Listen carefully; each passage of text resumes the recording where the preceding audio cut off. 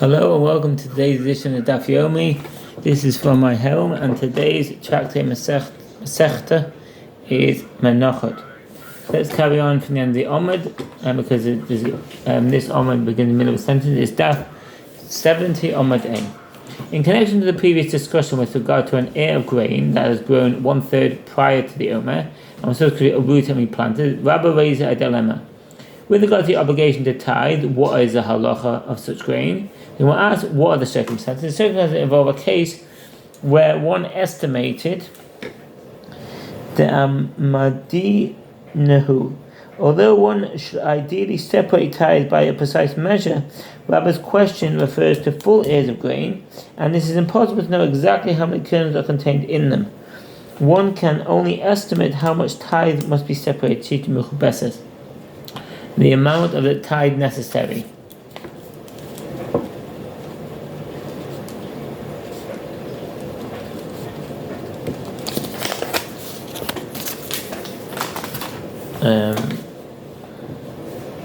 Wait 1 second.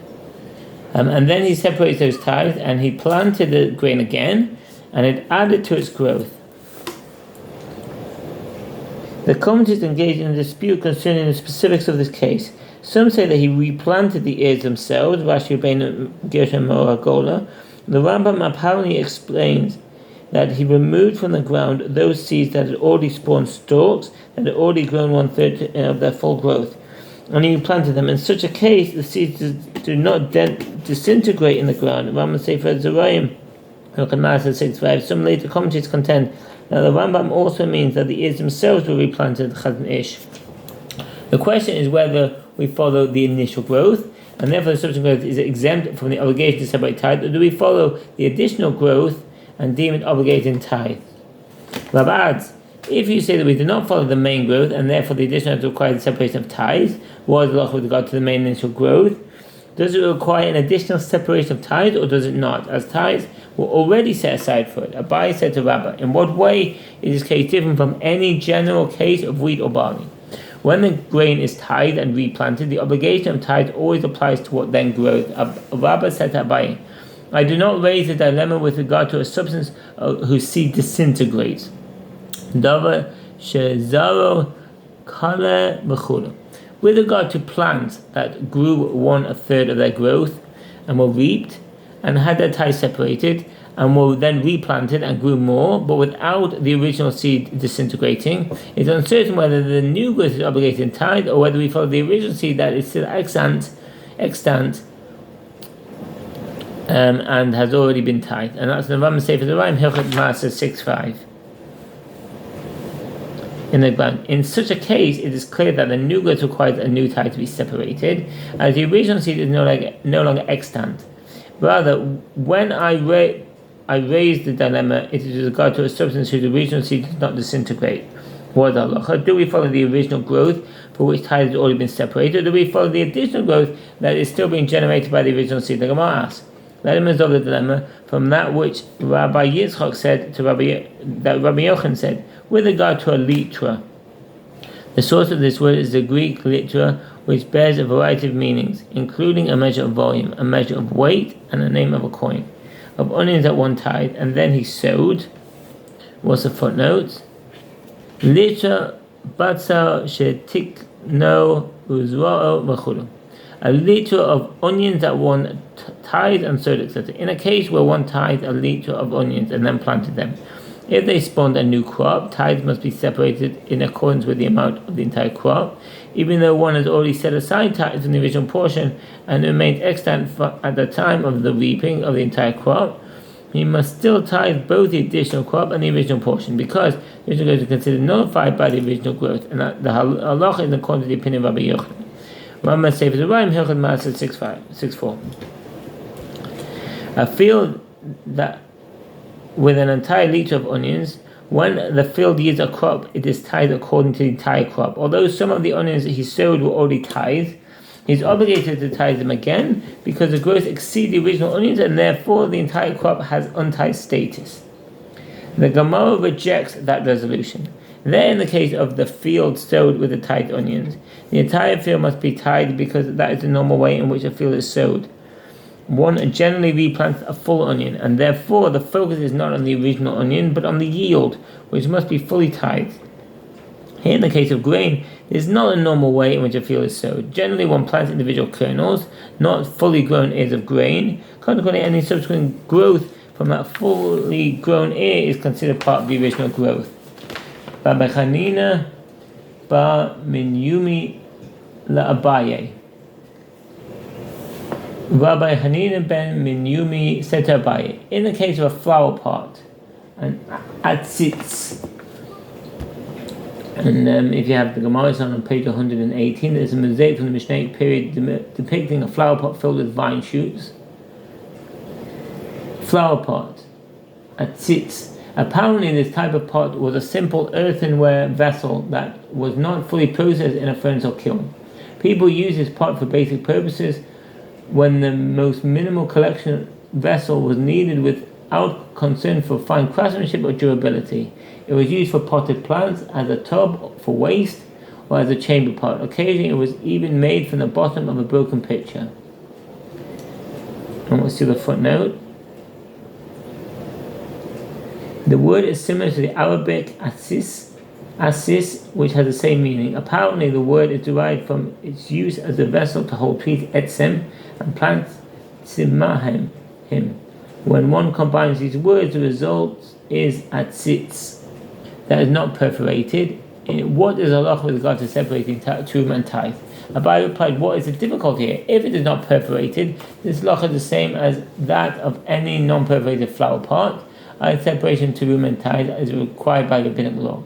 Abai continues, perhaps what you meant to say is that he subsequently went and perforated it. If one planted produce in a non-perforated flower pot and it reached 1/3 of its full growth, and then he perforated the flower pot and the produce subsequently reached its full growth, the entire plant is considered as though it grew in a non-perforated flower pot. If it was perforated before the plant had reached 1/3 of its growth, then the entire plant is considered as though it grew in a perforated flower pot. Although Rabbi Hanina ben Minyumi's question is left unresolved in the Gemara, here it is resolved in the Jerusalem Talmud, and that's in the Avena Sefer Zerayim, halakhot 5:15, see the Kesher Mishnah there. The early commentators provide various explanation of this suggestion. Some say that the question is whether the obligation to separate truma and tithes from this plant can be accomplished by separating them from the plant as a whole. If the additional growth follows the stalk, then the entire plant is obligated by rabbinic law. Whereas if the additional growth is a separate entity to which the obligation applies by Torah law, then one cannot separate tithes from the plant, as is considered separating an item that is exempt by Torah law for that which one is liable by Torah law, says Rashi. Others reject this interpretation, claiming that it is clear that one may separate truma and tithe from the plant as a whole. Even if the plant comprises parts obligated to truma and tithe by Torah law and parts obligated by rabbinic law, each part of the plant shares both qualities and therefore may certainly use the plant to fulfill its obligation to separate truma and tithe. They consequently explain that this refers to a case where the stalk itself did not grow further after the plant was perforated, while the new branches sprouted and grew after the perforation. The question is whether one can separate tithes from those leaves for the rest of the plant.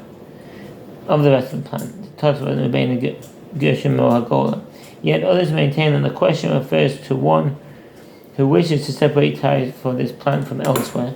Is the obligation to separate tithes for the entire plant, or just a section that grew after the pot was perforated?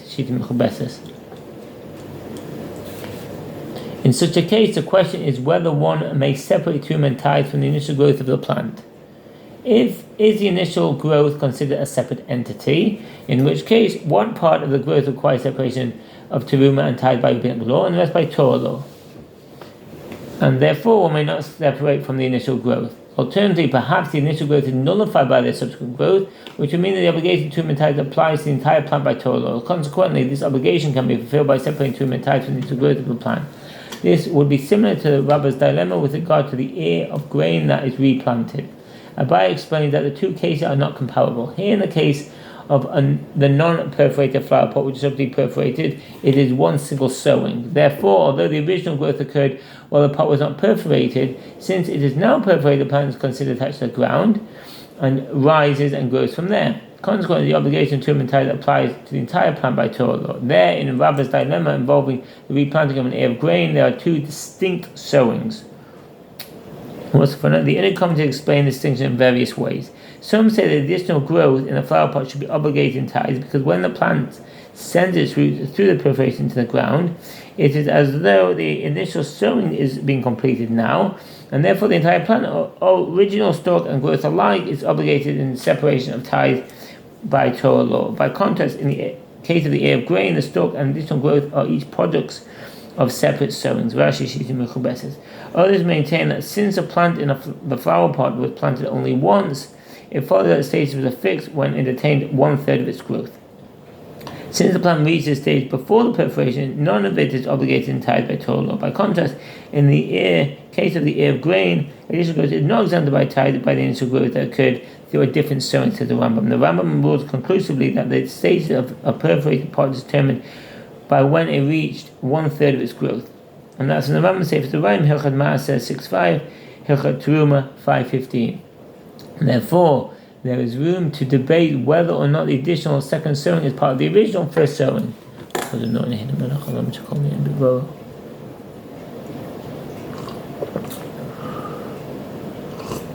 Now that I raise a dilemma. With regard to an ear of grain that one smoothed into a pile and then sowed it again, and so could designate it as terum or tithe while it was attached to the ground, was halacha. An ear of grain from a pile of grain that was smooth has a state of untithed produce, which is subject to the obligation of terum and tithe. If one took that ear, replanted it, and subsequently designated it as teruma, it is uncertain whether it is in fact teruma. This is due to the possibility that when it was replanted, it lost its status as untithed produce and reverted to its earlier status of unfinished produce. Rambam Sefer Devarim, Hilchot Terumot 11:26. Does one say that since he smoothed it, which is the act that renders produce subject to the obligation of terum and tithe, he has given it the status of untithed produce, and therefore, when he subsequently designated it, he thereby sanctified it? Or perhaps, since he had sown it again after he had smoothed it, its status as untithed produce lapsed from it. The sage is said to Abai, if so, that the grain is sanctified in this situation. We have found a case of terum that is sanctified while it's still attached to the ground.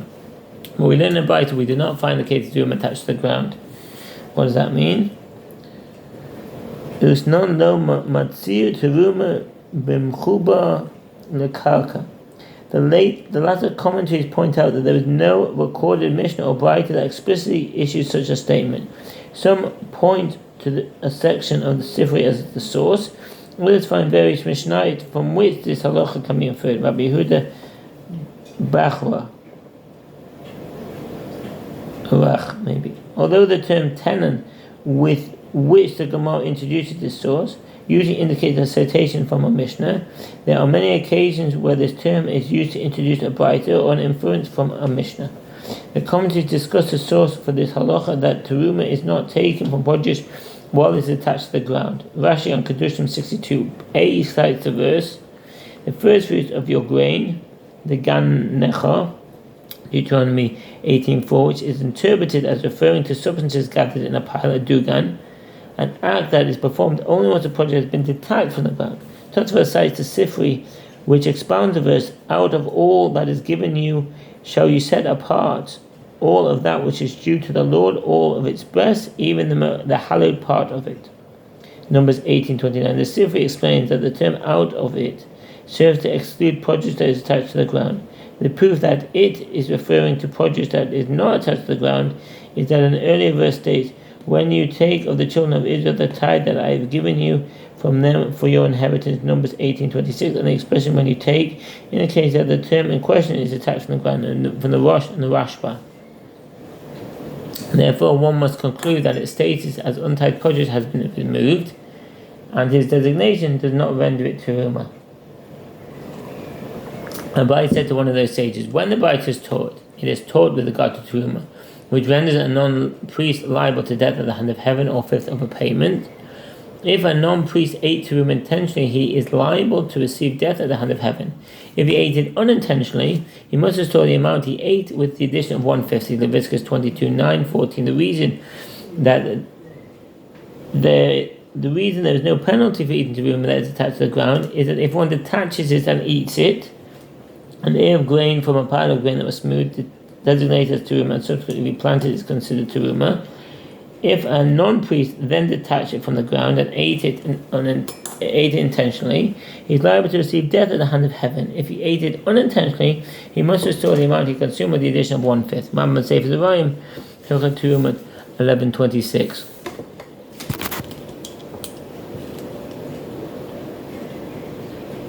It is considered detached, and if he stooped down and ate it, an ear of grain from a pile of grain that was smooth, designated as teruma, and subsequently replanted, is considered teruma.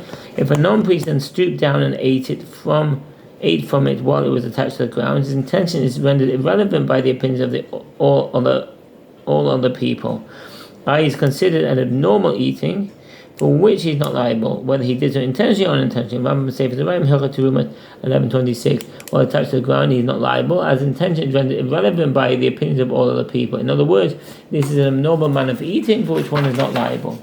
The Gemara asks, in what way is this case different from the halacha that is written on the tablet, a pinkesa, a pinkas, from the Greek pinax, which primarily referred to a tablet used for writing. Over time, pinax came to refer to a group of several tablets that were connected to form a small book. Although writing tablets in Talmudic times varied in shape or made of different materials, it is likely that the most popular kind was a wooden book covered with wax, which enabled the writing to be easily etched and subsequently erased after each use. Of Ilfa, who's Ilfa, a first generation Amoran Eretz Ilfa called Hilfi in the Jerusalem Talmud, was apparently one of the younger disciples of Rabbi Yehuda Nasi and studied with the great students of Rabbi Yehuda Nasi as well. Years later, he became a good friend of Rabbi Yochanan, although Rabbi Yochanan was older.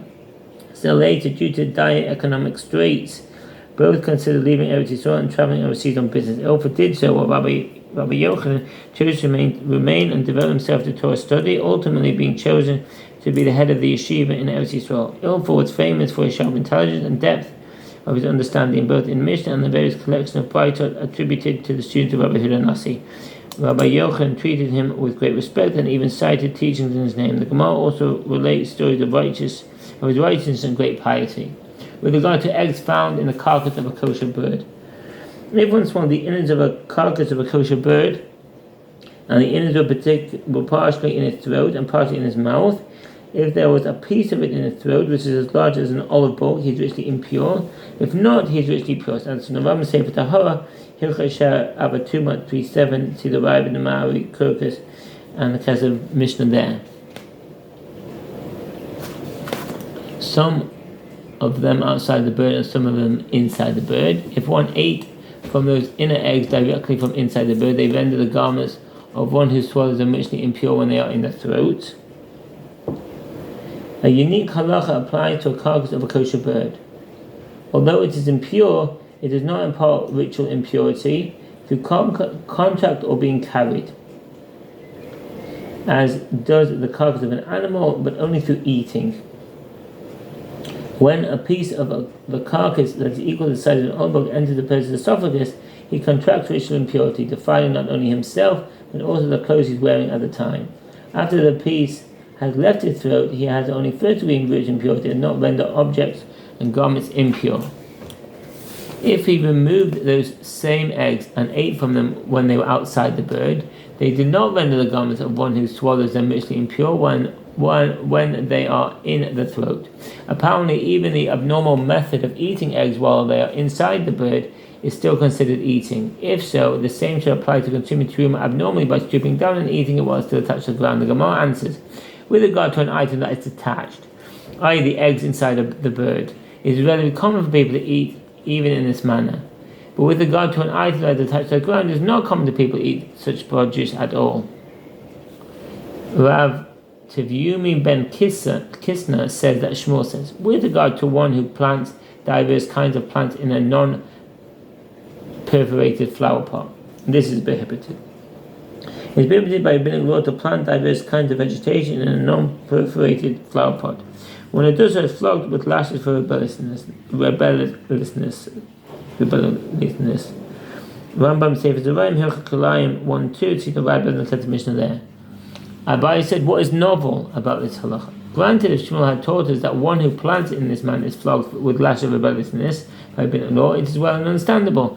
But with his basic ruling, he stated that it is prohibited.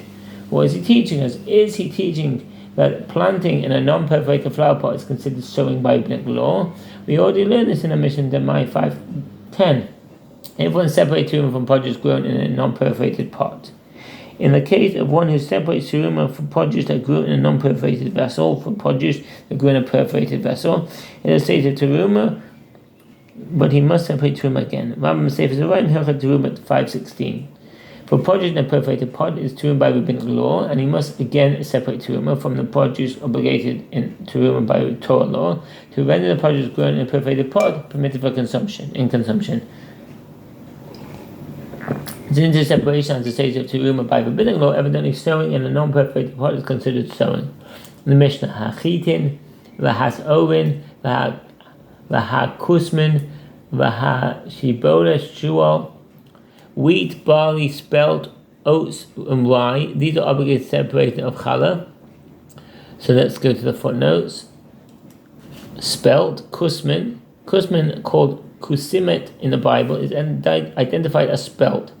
These species, Tericum spelta L, was cultivated in Eretz Yisrael and the surrounding region. While spelt is similar to wheat both in the manner of its growth and in its appearance, it can be distinguished by its 2 rows in every stalk, which contains seeds tightly connected to the chaff. The cultivation of these species is cultivated on a smaller scale than wheat, both due to the difficulty involved in separating the chaff from the grain, and because the stalk easily crumbles into small pieces. Oats. Shibolet shual. The identification of shibolet shual is a matter of discussion among the commentators and modern scholars, and many different suggestions have been offered. Rashi and many other commentators indicate that this grain is Avena oats, which is the meaning of shibolet shual in modern Hebrew. Others maintain that this plant is more likely a type of domesticated barley, perhaps Odium sativum.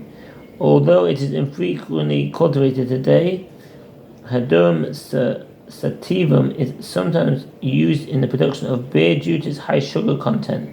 Yet others suggest that shibolet shual may actually be a type of wild barley, perhaps Odium saponaim, a small plant found in Eretz Yisrael whose grain can be used to produce flour. And rye. Shifon. The identification of the species shifon is the subject of considerable discussion. According to Rashi, it is rye, sikale cereal, a type of grain cultivated predominantly in Europe. Others commentaries suggest it is a kind of wild wheat, while yet others claim that it is actually the grain known nowadays as oats, genus Avena, a tall winter grain that grows up to 1 to 2 meters in height. Its flowers are arranged in clusters. And as you saw, this grain was used primarily as animal fodder. It was only in Northern Europe that people began to consume it on a large scale, either as porridge or ground into flour and mixed with other grains in the production of bread. These are obligated separation of challah. The verse that teaches the obligation to separate challah states, and it shall be that when you eat of the bread of the land, Numbers 15:19, since only that which is prepared from 5 grains is qualified to be called bread, one is obligated to separate challah only for bread made of wheat, barley, spelt, oats, and rye. Rambam says for the rye, halakhot b'kurim 6:2, Shulchan Aruch Yoredeah 324:1. And each one of them joined together with the others. What does that mean? There are 2 ways in which the 5 species of grain can combine with regard to the obligation of separating challah.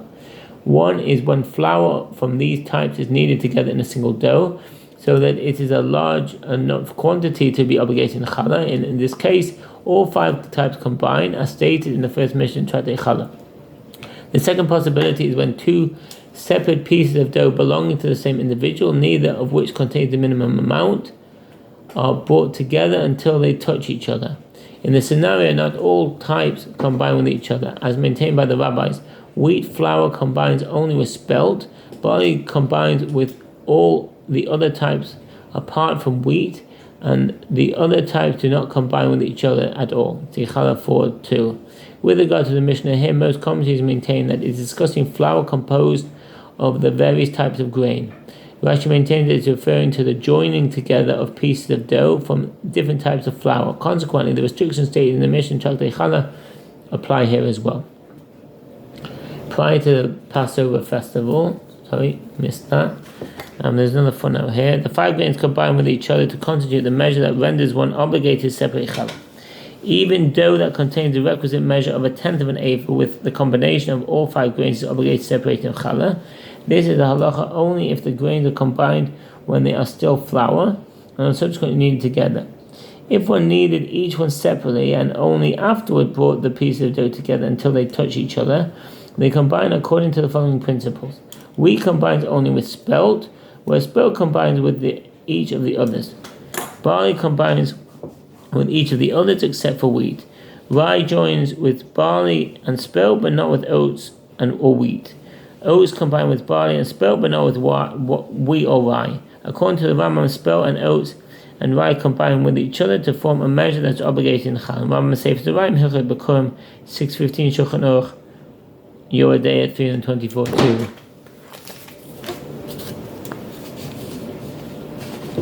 One second.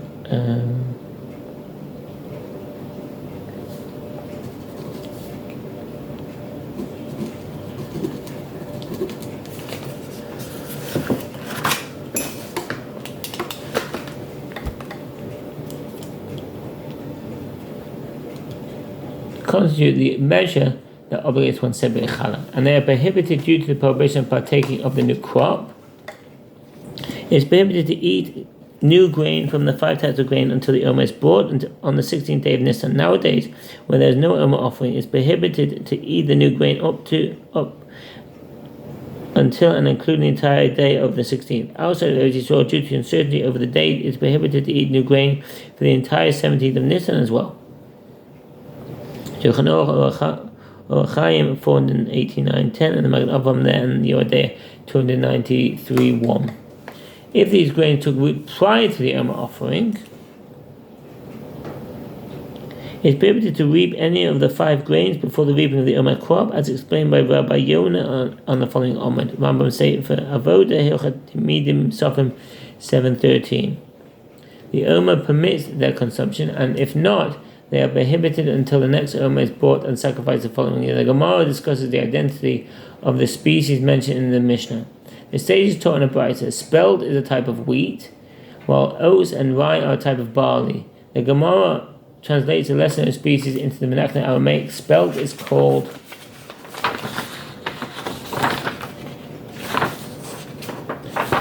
okay, that's where the Amud ends. Thank you for listening and all the best. Bye.